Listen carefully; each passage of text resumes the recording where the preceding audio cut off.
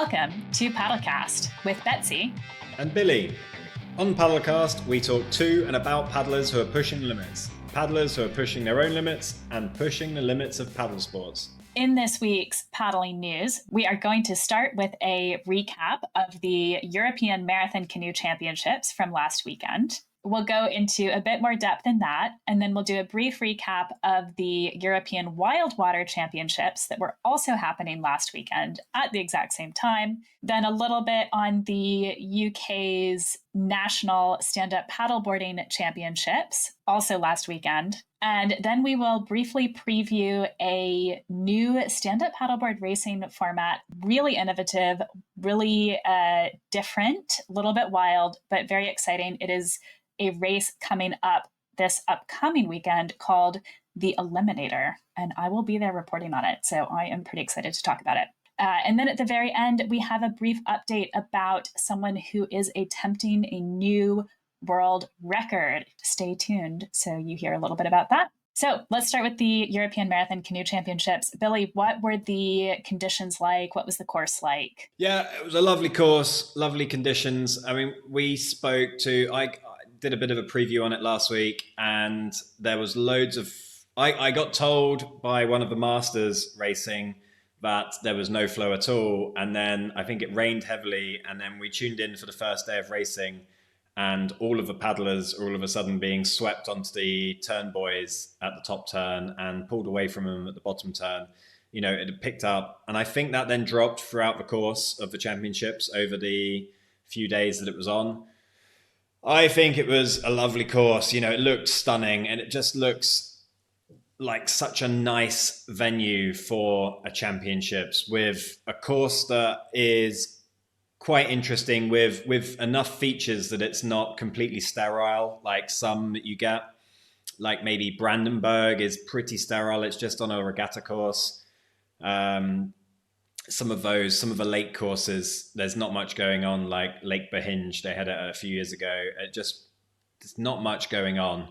Whereas here, it really looks like you've got to be on the ball at places after the portage, you know, against the trees. You've got to weave in and out of a few down trees. And there is then a nice, you know, downstream leg where people can go wide and get back on the outer waves. Surf down those to catch back up to the front group. You've got the bridge arches that causes a bit of jeopardy. And then it all kicks off again at the bottom turn, where you've got to go back upstream, tight against the bank, islands, bridge arches, and the portage. It's quite an interesting course. I like it. It was interesting to see how all of the different paddlers navigated the different obstacles, who was more comfortable getting pushed up against the bank, who didn't want to be there. The bridge arches, for sure, we saw groups kind of split and go through different bridge arches at points, or people kind of getting squeezed out. One particular downed tree that definitely some of the paddlers didn't see a few times and had near misses. Really, really beautiful and picturesque as well, and good for the racing. So what a great course. Yeah, amazing. I also loved how they put the action cams on some of the paddlers. So for anyone who didn't watch the live stream, this might be one of the first times actually that we have seen this type of camera angle in a live stream for a paddling race. And they put action cams on the fronts and backs of the boats of some of the paddlers. They sort of tried different angles with those action cams throughout the weekend. So sometimes we could see a paddler's face, sometimes we could see behind them. Really, really cool to have that. And on the portages, it was neat as well. We could see them at the portages at the start. I thought it was really cool. I'm hoping we see more of that kind of angle at future paddling races.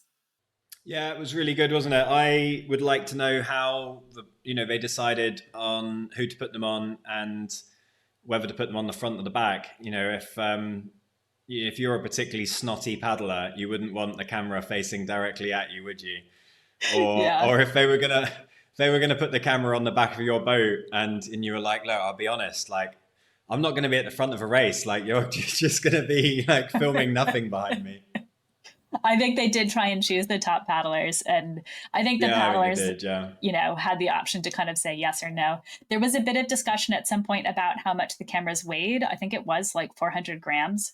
So I'm not sure if that ended up kind of counting towards maybe it wasn't quite that much, but I'm not sure if the paddlers were then able to use that weight to count towards, making sure their boat was up to weight when they took it to boat control and everything. Yeah, I'm sure they would have done. Yeah. Yeah.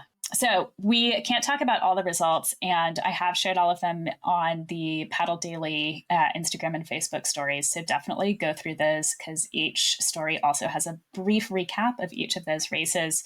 But today, let's just talk about which races were the most competitive, because we had certainly some that were more competitive than others, and some that were unbelievably competitive and just so much drama and action.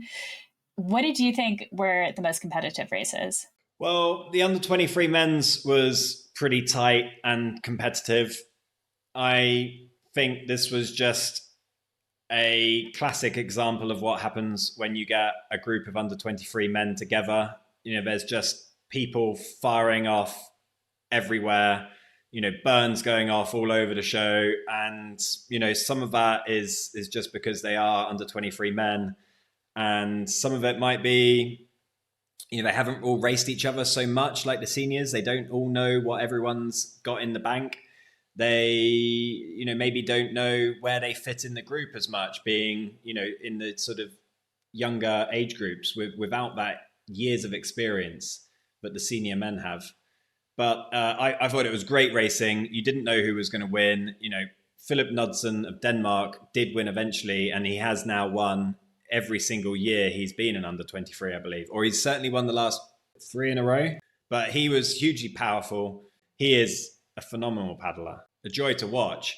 But he beat Francisco dos Santos of Portugal to second, and Aizan Aliaga of Spain, who came third. It was a great race. What did you think of it? Yeah, I enjoyed that one for sure. And it's an interesting point that it's like maybe sometimes the best action comes from people who are more likely to take risks, or, when you do have people who are not quite as experienced and comfortable, and they do something a bit unusual or a bit different, it certainly makes for exciting watching, especially when they also have the speed to back that up. And then they're surrounded by a bunch of competitors who are also a very similar speed.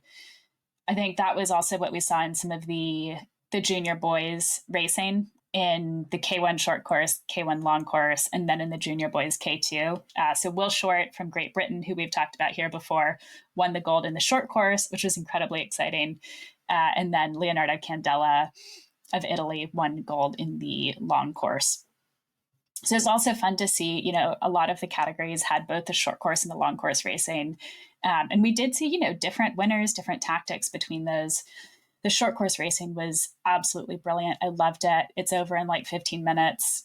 Such good watching. It's brilliant. It is good to watch. On the under 23 men, I would like to shout out Joe Enoch. He did exceptionally well on the back of the front group. His first year under 23. And then a real bad luck to Harry Freeland, just falling in at a really inopportune moment. And I think he could have had a really good race. But yeah, like you say, the junior men, that was excellent racing. I actually thought Will Short raced really intelligently the whole week. I sent a message to John White, who was there. He won his race, the KL2 kayak. But I said, Will Short is racing so intelligently. During the race, I was sort of maybe that's, what he's got. But he was so patient. And his results prove that, it was intentional. Sometimes someone's at the back because that's all they can get. But Will was there because he trusted himself. He knew that he could move up later. And he's obviously getting some great coaching at Elmbridge. And, he just raced so nicely. Yeah, we definitely heard. So Ivan Lawler was the main English commentator. He had a couple of commentators in Portuguese and I believe Spanish as well, who joined him. Also in English sometimes. And Ivan's done the commentating for these races for a very long time, and coaches some of the racers. And so you could really tell, if Ivan is watching you race and he's saying that you're doing a good job, which is what he said about Will Short, that means you're doing a good job. He does not. Yeah. He also expressed several times when I think some of his athletes were not doing the best job, and the other athletes too. He definitely has a little bit of that kind of coaching view on some of it, where he'd be watching, and be like, "Oh, why did you do it that way?"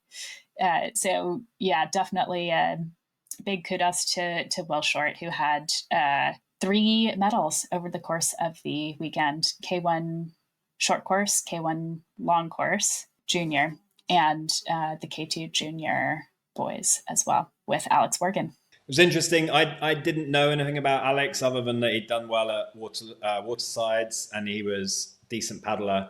Looked like he just lacks the burn to really get. He was really working hard in that K1 race, and he just doesn't quite have that top end speed to really get right to the front.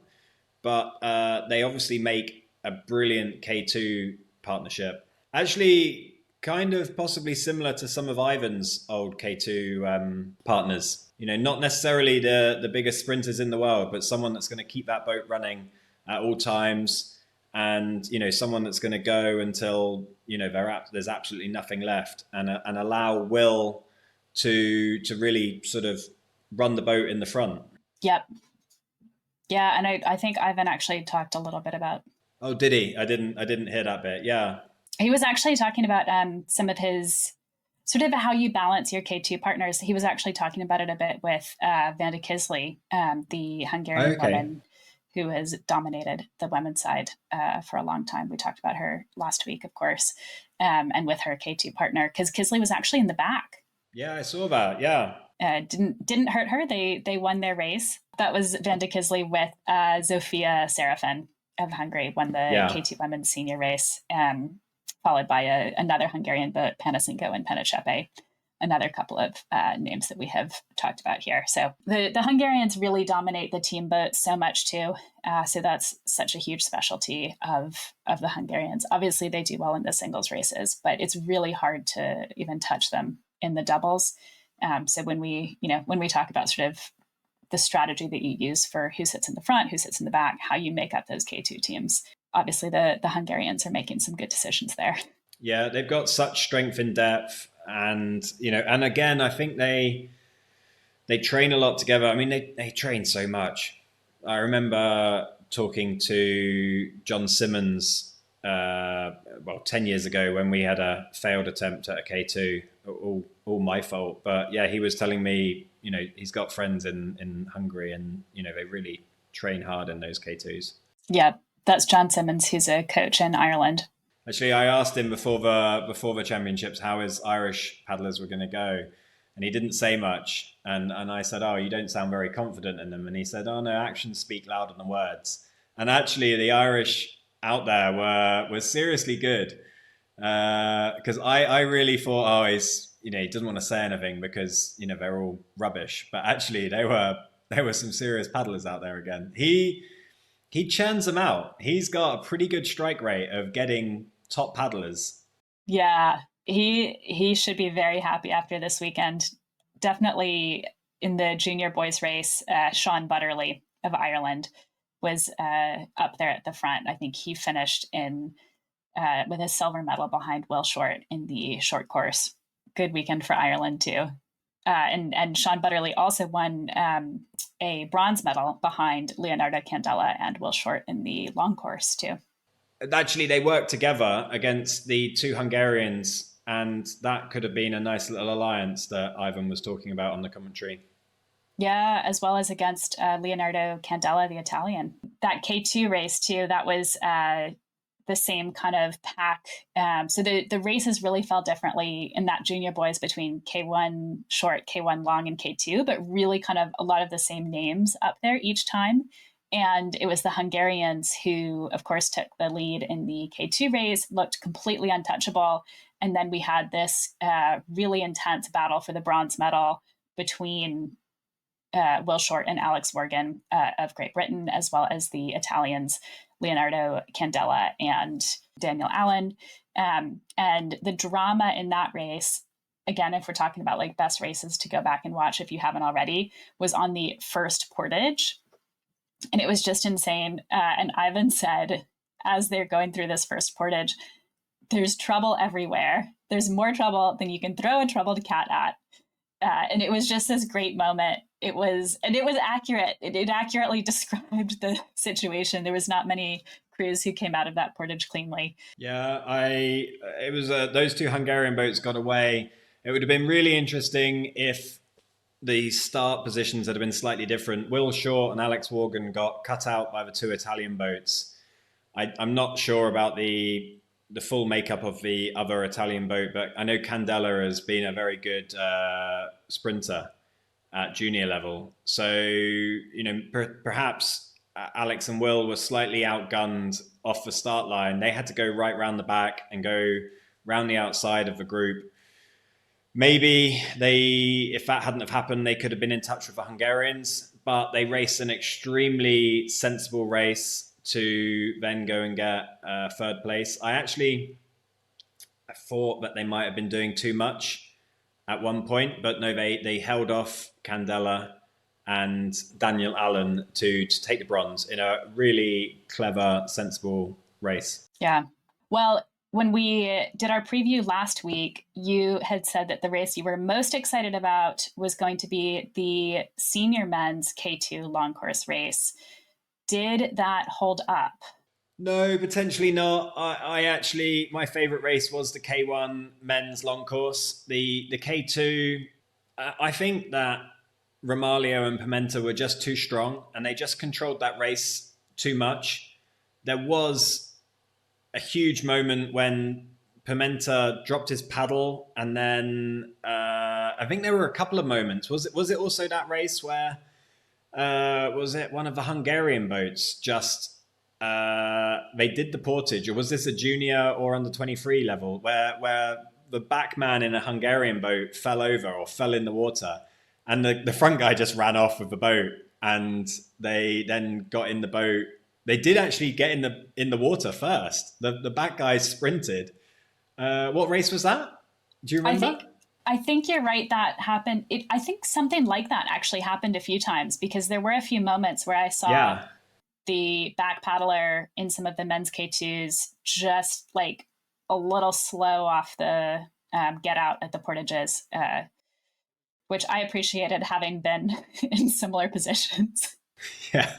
I heard that it got deep really quickly and it was really uneven. So sometimes there was a bit lumpy up there as well. But no, Pimenta and Romaglio, they really controlled that race.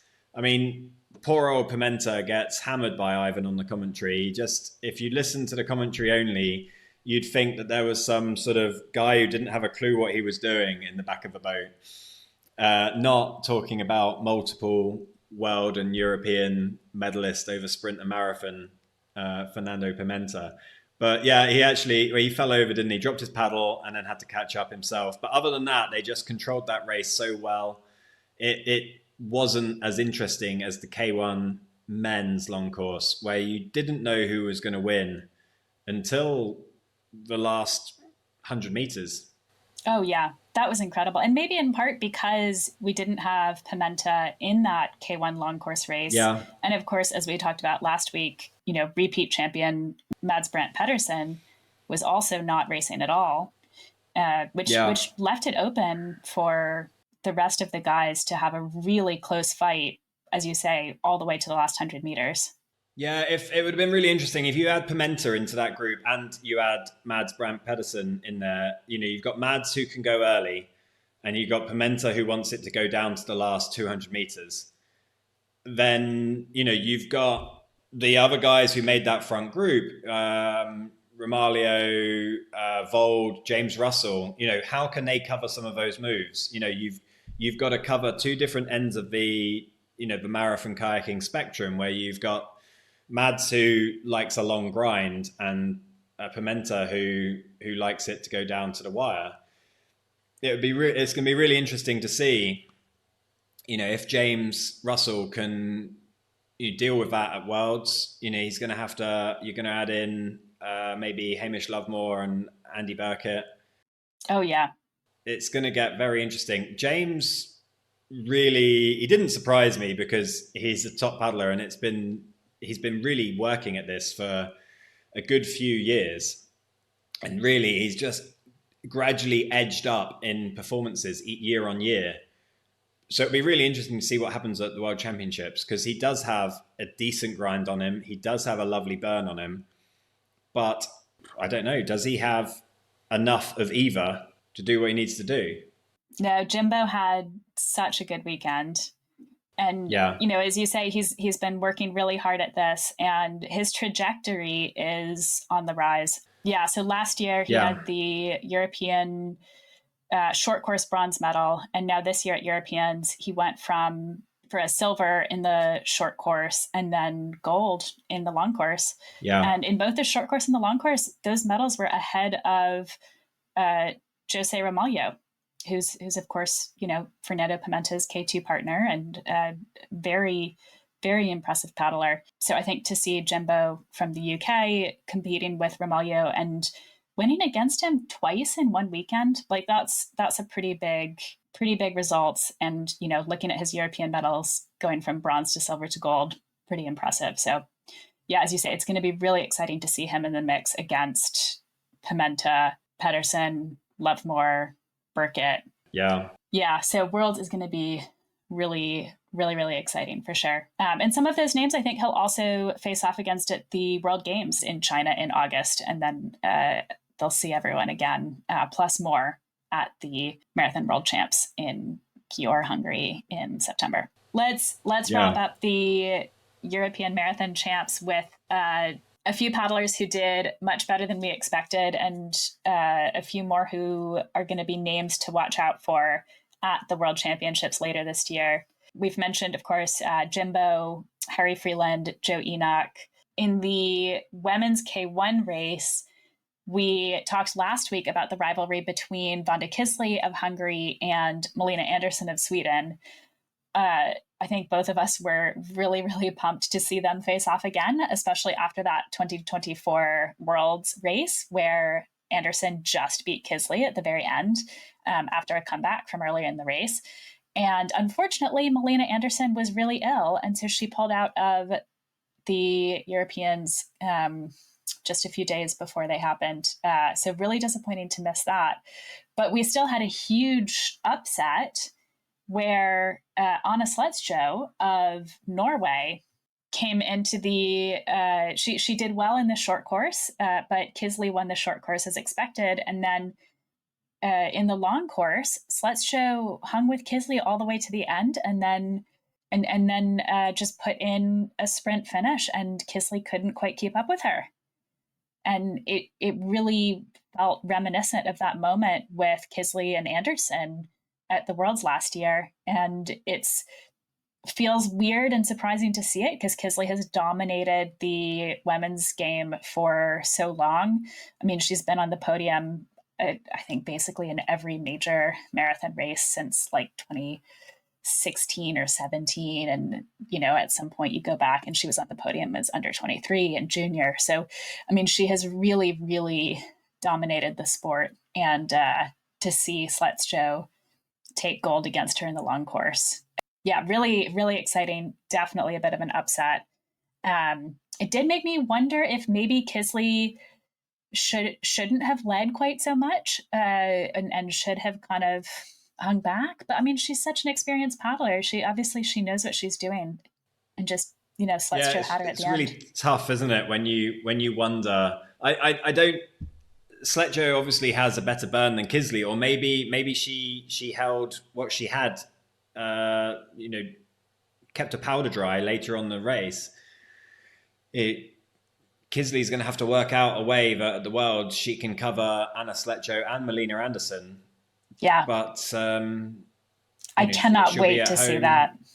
Yeah, I think now we've got sort of Sletsko identified as a top 3 contender who can beat Kisley, and we'll have Melina Andersson racing again, who we also know can beat Kisley.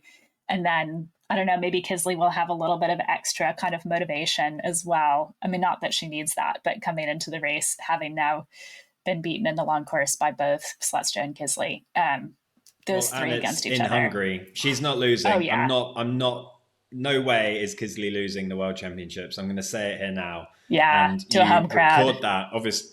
And yeah, you can play this back to me at the end of September if you want, but there's no way that Kisley's losing this in Hungary. Oh, it's going to be an incredible race. I can't wait. Yeah. The other, there's a couple other big standouts. So in the C1, another Hungarian who stood out is Lily Sarah Matkovic. So Heinel C1, she is an under 23 paddler, but she had really good results both in the under 23 and in the senior races. So I was just super, super impressed with her. She won the C1 women's under 23 race and then finished second with a silver medal in the C1 women's senior race behind Elena Tsiankova from Ukraine. It looked like Makovic was going to win the senior women's C1 race as well, but the Ukrainian just came from next to her at the end to take the win bit there. But yeah, as an under 23 woman, really, really impressive results from Matkovic. And I think she had a fourth place in the C1 senior women short course race as well. So she's definitely going to be a huge, huge one to look out for in the coming months and years. And then the other big standout, another one who kind of performed above expected and moved from the younger categories into the senior categories really well, was Pernille Hostrup of Denmark. So she's also an under 23 paddler. She's in the K1. She won the under 23 K1 long course.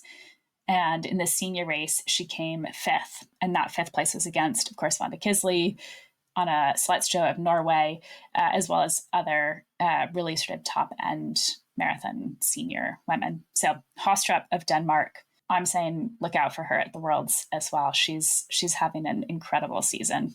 And then Lottie Jambor as well, another young Hungarian woman, won the K1 Women's Junior by just kind of a massive margin. And then she also, I think, finished second in the K2 Women's Junior. And then I should give a shout out as well to Dianora Debilio, who is from Royal Canoe Club in the UK, who's a junior woman who's up and coming, who I think she had a good race in the short course, but maybe didn't quite hit 100% of the moves. There was one sort of moment where she maybe didn't quite make the right decision and lost a couple of places where it looked like she could have been in medal contention. And then she did a really great job in the long course, and she finished fifth place overall in the long course. So she's a pretty young junior woman, so definitely keep your eye on Dianora as well. I didn't see the way she made the wrong decision. She just looked like maybe she just didn't quite have it to stay with them. She looked like she was putting in a real good effort, and I thought I was amazing. So there was a moment where I think she eased up a little bit, and she maybe would have had the juice to keep at it. But I mean, this is, I think she's only 15 or 16 still. So. Oh, is she? What? Yeah. Then she's going to get a medal at junior level, then, isn't she? I mean, don't jinx it, but everyone watch out for Dianora. But Lottie Jambor is only 16. Is she? And yeah. Truly, I mean, she won the K1 junior women's race by, I'm not going to say by a mile because it wasn't literally a mile, and ahead of her Hungarian teammate who's older. She ran clear at a portage, didn't she? And she just decided to go, which is always impressive. It's a lovely way to win a race. Yeah, really neat to watch. Next up is the European Wildwater Championships. So these were happening in Mazzana, Italy at the same time as the European Marathon Champs. Billy, what were the highlights? Yeah, there were some great highlights. I really enjoyed watching. Unfortunately, they don't live stream the classics. It's just the sprints. But the two standout performers of the weekend, Cecilia Panato was the standout lady. She won the C1 Classic. She was second in the K1 Sprint and the C1 Sprint. And with her sister Alice, she won the C2 Classic and the C2 Sprint. And the Italian team was third in the Classic, which is very impressive. That's great. And, being on home water in Italy too. Yeah, to be fair, she would have known the course amazingly well. But not home water for Simon Oven from Slovenia. He was cooking on gas all weekend. He won the K1 Classic.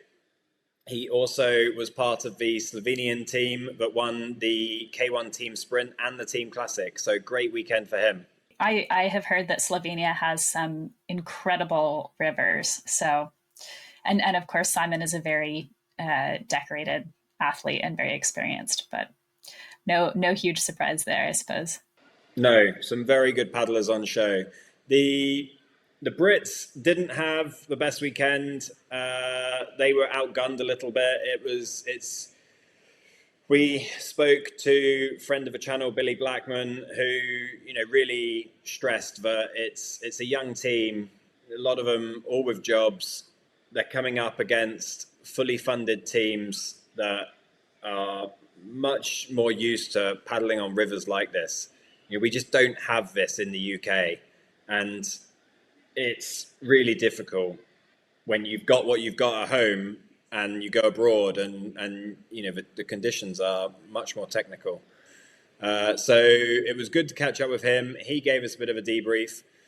We had big hopes for Kerry Christie in the K1, and unfortunately she was ill. But luckily, she didn't come away from a weekend empty-handed. With her sister Emma, they got a third in the C2 Classic.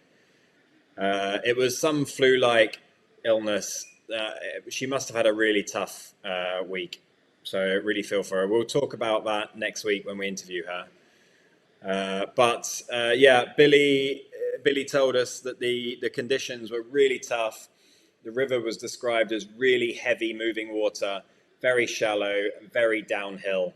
It was hugely technical. And the bits that I watched, it was interesting actually discussing it with Billy. It just looks so technical. You make one tiny mistake and you get hammered for it. You had to be perfect on it. And it must have been really tough for the GB guys.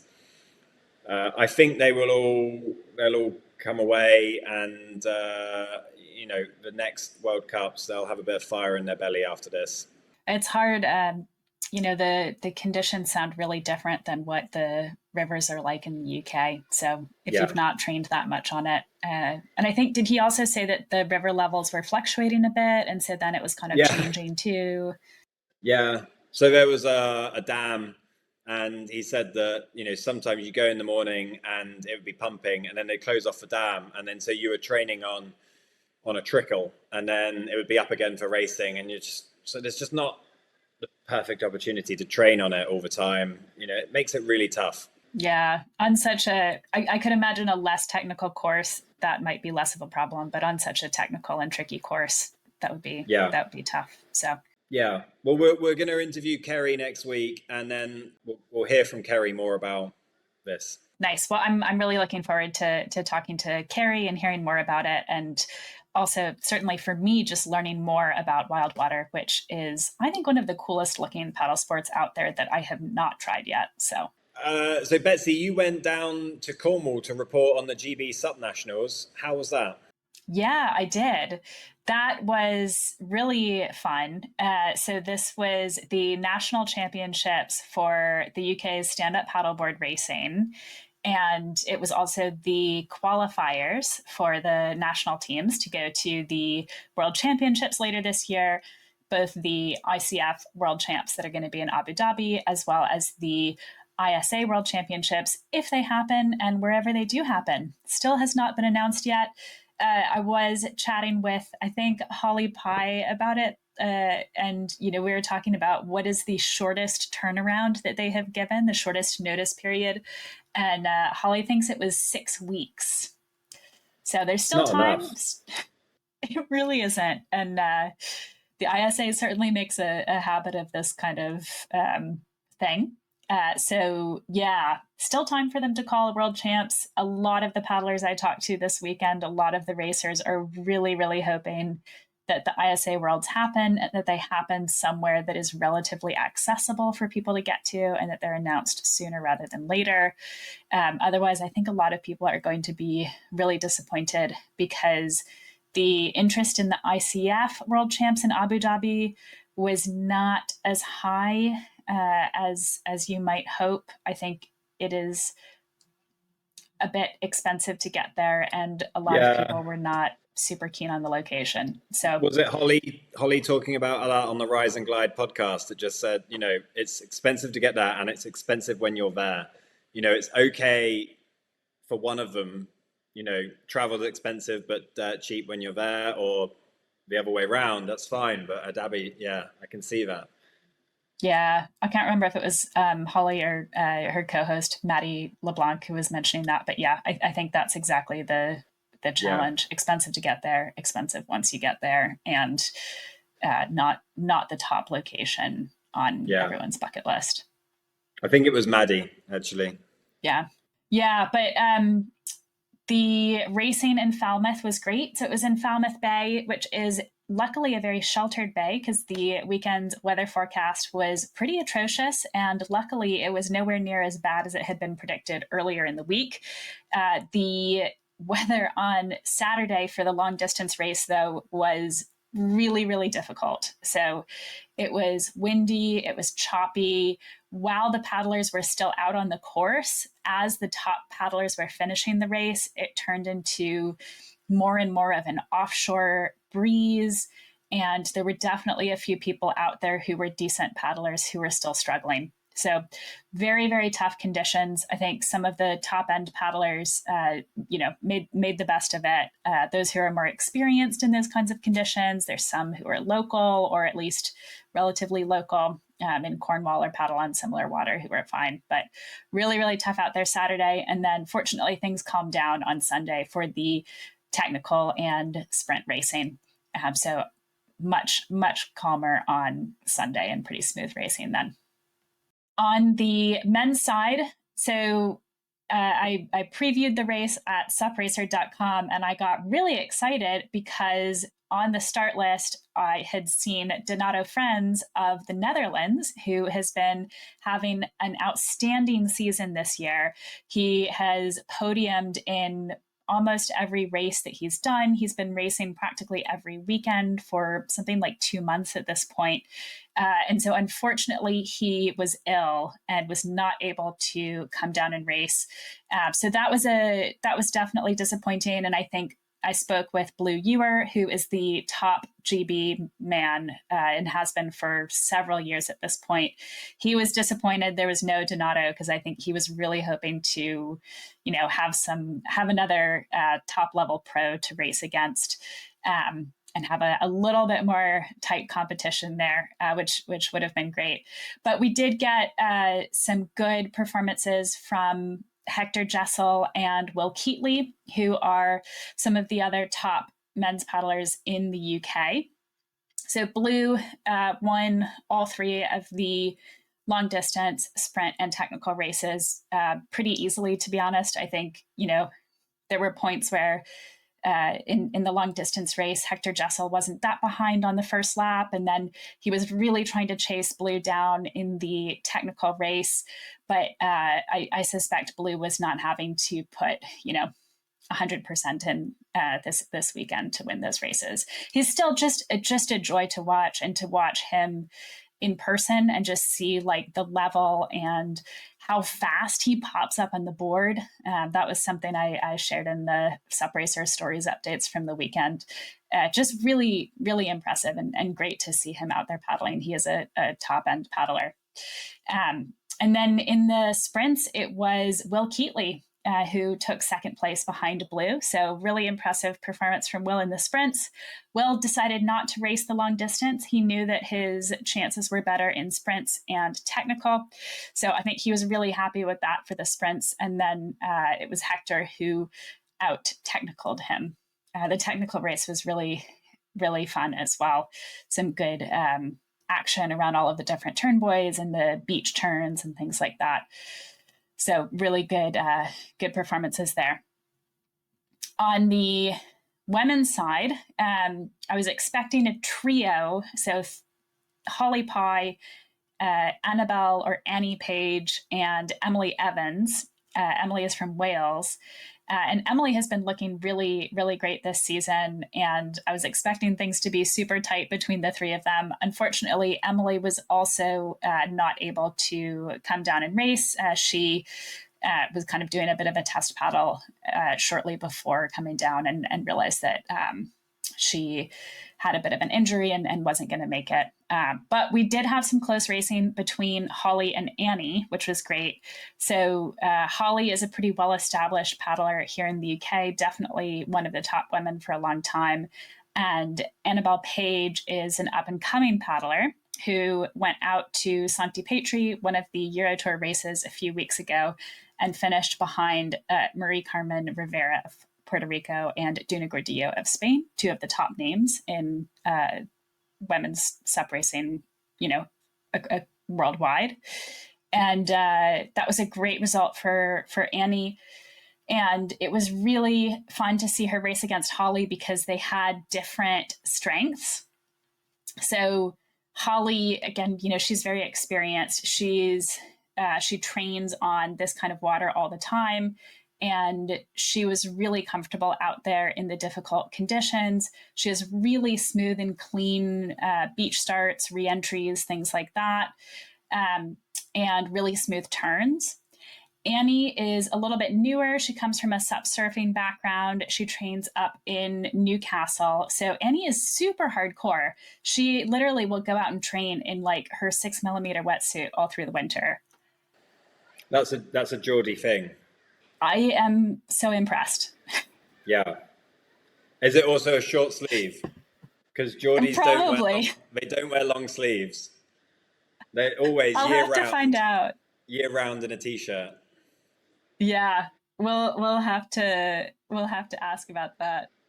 Holly's local, isn't she? She is from Falmouth. I don't think it's Falmouth, but I think it's really nearby. Yeah. Okay. So yeah, similar, those kind of Cornish waters. She's super comfortable in.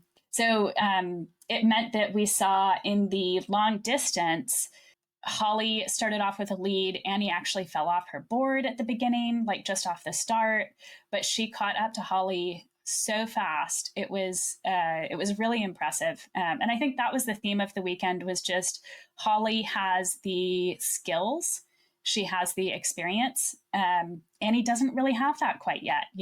It's an area that she can continue to work on, but Annie has this raw power and speed that Holly couldn't quite match. I know Holly said she wasn't quite at the same fitness right now as she had been, I think, when she finished ahead of Annie at Head of the Dart in April.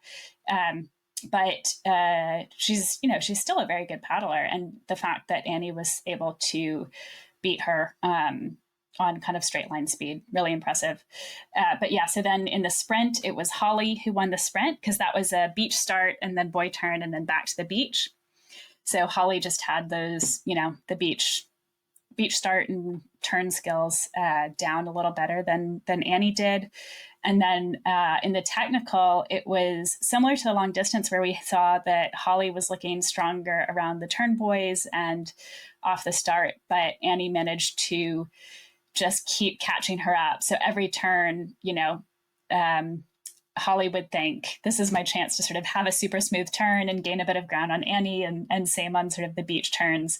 But Annie just had that straight line speed and was able to beat Holly in the technical. But it was pretty close. It was really good to watch. And Annie is really, so she told me afterwards, which I've put up on SUP Racer, that she is going to spend the next year and a half I think she's just finished with university. So she'll be just focusing on SUP and developing her paddling and working on exactly those skills that she doesn't quite have to the same level as more experienced paddlers. And I really think, if she is able to nail those skills and get closer to the level of the more experienced paddlers, she is a very serious threat at the top level in the women's field. I'm just really excited for her. I think it's going to go well. Yeah, and she's eyeing up the Worlds in Sicily, ICF Worlds in Sicily next year, which several other people were saying that's what they're really excited about. And Annie thinks that's going to be her year the event for her to get a big result. So it's pretty cool to see people set their sights on something and if she's saying she's dedicating the training, it's that is what I like.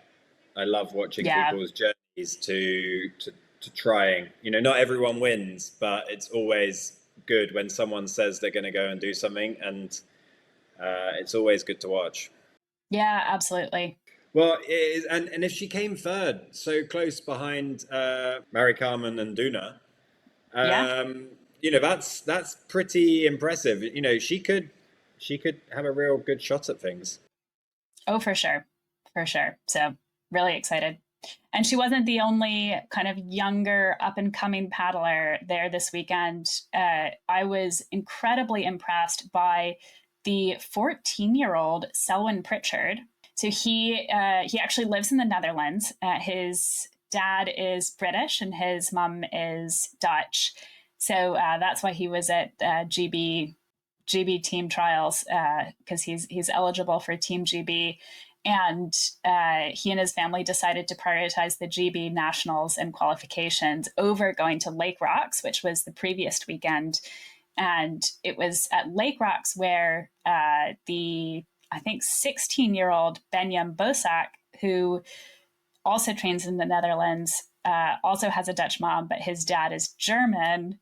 Benjam had an incredible performance at the Lake Rocks, which I think we spoke about in a previous episode. And so he and Selwyn trained together. So these two young guys are out here competing with the top level men. Selwyn's even younger than Benjam. He's about a year and a half younger. And he actually finished ahead of some of the top guys in the sprints. So he finished third in the sprints behind Blue Ewer and Will Keatley. And he finished fourth in the technical behind Blue, Will, and Hector. Blue, Hector, and Will. So really, really impressive performances from Selwyn. He told me that the technical was his favorite race. He really likes the beach starts because he lives by the beach. And he's definitely going to be one to watch out for. So he easily swept the junior category. And I will definitely be watching him progress. Yeah, that's amazing for a 14-year-old to be up there like that. Yeah, really, really impressive. Yeah, you said at the beginning of the podcast about the Eliminator this weekend. That is really intriguing.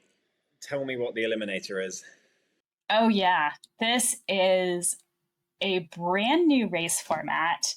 I am going to be covering it this weekend for SUP Racer. So stay tuned and follow along there. The Eliminator is the latest diabolical creation of race director Greg Wingo, who started Last Paddler Standing, which is a backyard ultra style race for stand-up paddleboarders. So meaning basically laps till you drop, right? You kind of keep doing laps until you can't anymore. And whoever's the last person standing wins. So the Eliminator is sort of similar to that. It is also a laps till you drop format, but it is time limited to 12 hours and you race as a team. So instead of it being, every person for themselves, each team of 2 paddlers takes turns racing 2.5 kilometer lap every half hour. So you start 8:30 a.m. Saturday morning, do your first lap within 30 minutes, then your partner does their lap. 30 minutes later, you do your next lap, and you trade off like that for 12 hours. But the Eliminator aspect is that partway through this 12-hour ultra event, the last team to finish their lap gets the chop. They get axed, they get eliminated. So you have to obviously plan strategically, right? So maybe the first few hours of the race, you try and take it really slow, only just make it in within that 30-minute mark, save some energy. There's also some fun twists and turns with the format. So there's something called a wild card, where at some point you can swap with your partner. So instead of doing sort of A, B, you could say, maybe partner A it's their turn, but they're having nutrition issues, or they're really tired, or they've got an injury, they need some rest, you can swap around and paddler B can do a double, give partner A some extra rest. Or that could just be a strategic choice, right? Before the eliminations start, you might want to just make sure, maybe your team's been towards the back. You don't want to get eliminated. You give one partner some extra rest. So I can't wait. With a brand new format like this, it's always really fun to see, you can have the race directors, and it's not just Greg running it. It's also Cassie Salter, who runs Race to the Castle, one of the really big ultra races in the UK.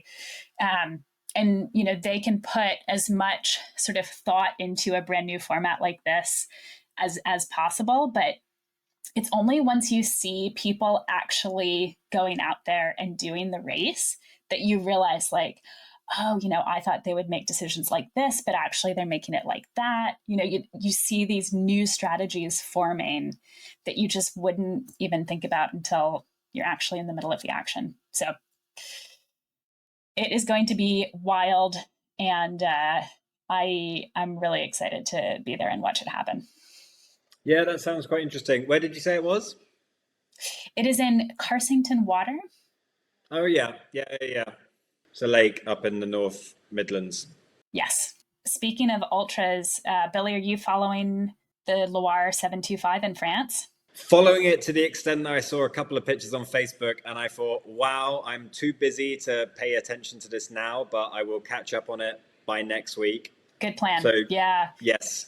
725 kilometers down rivers in France. And it looks like a really cool, almost like expedition race kind of hybrid, more similar to something like the Yukon River Quest in Canada.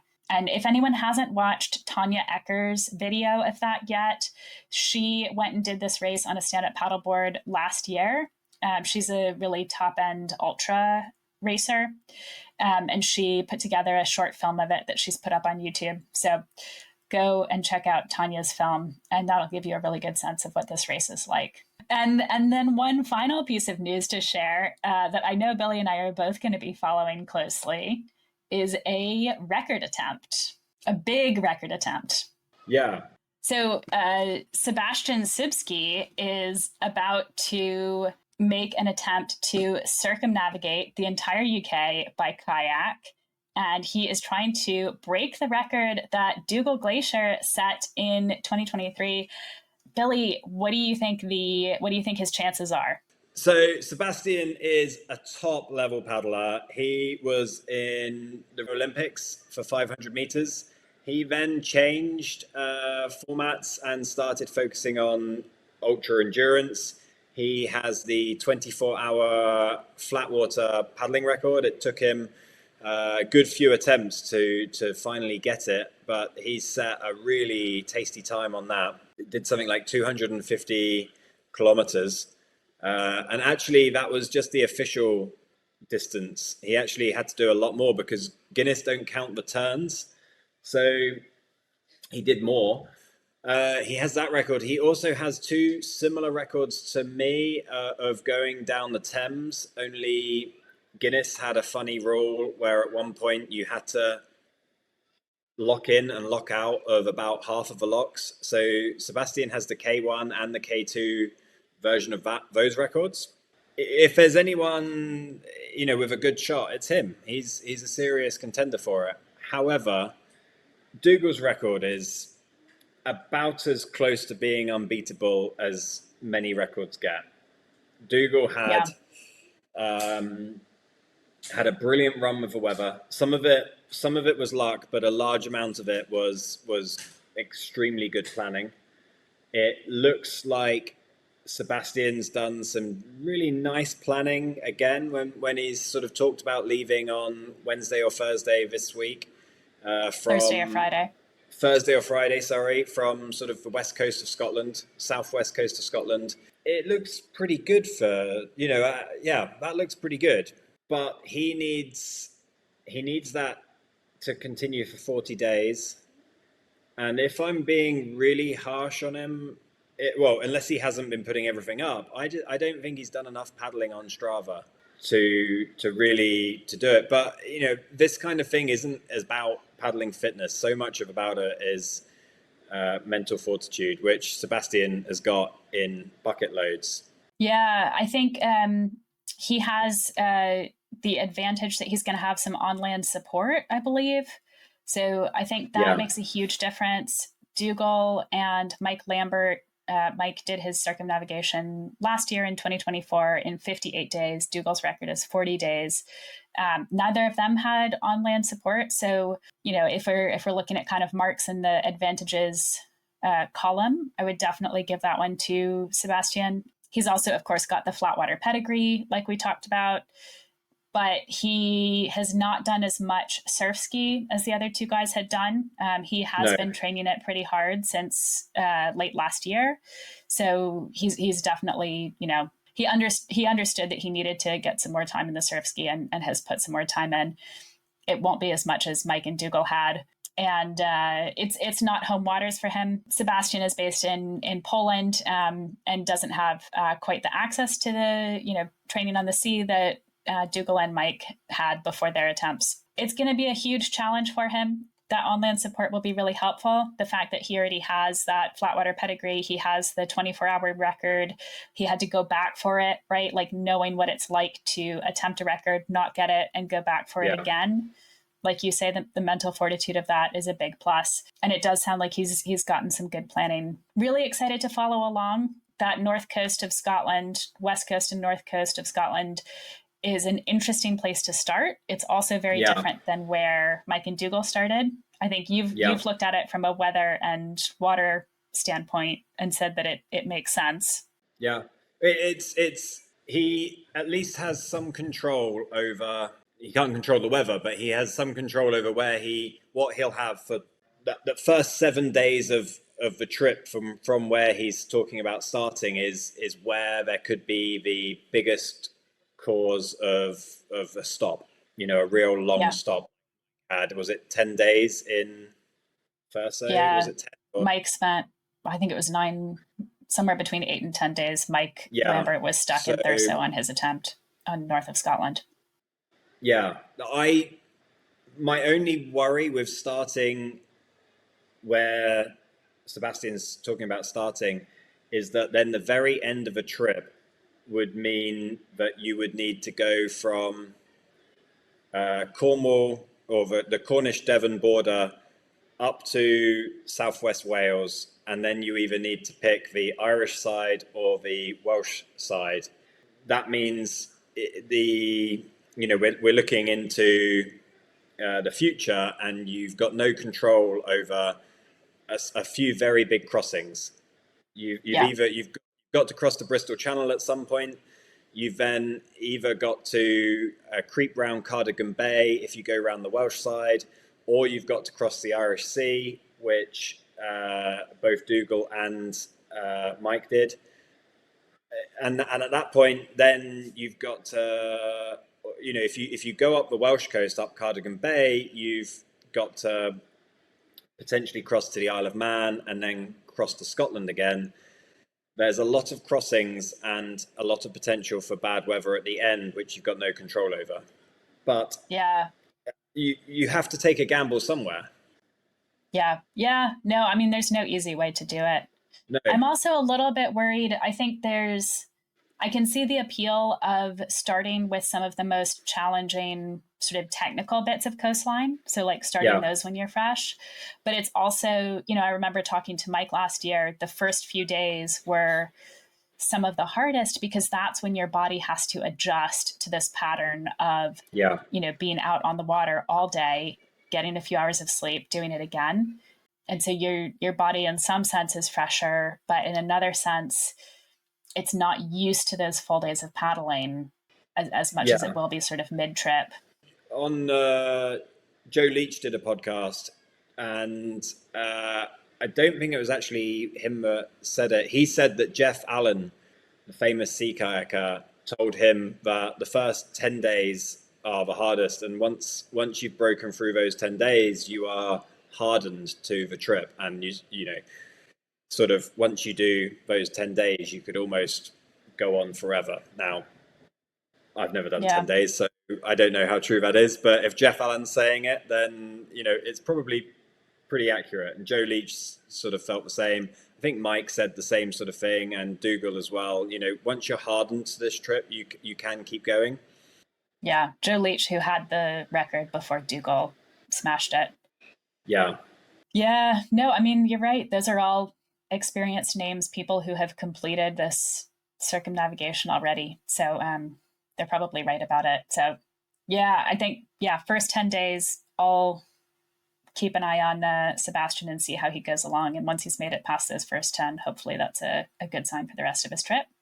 Well, until next time, that is this week's news. Please subscribe to Paddler Media on YouTube and Paddlecast on wherever you are listening to the podcast.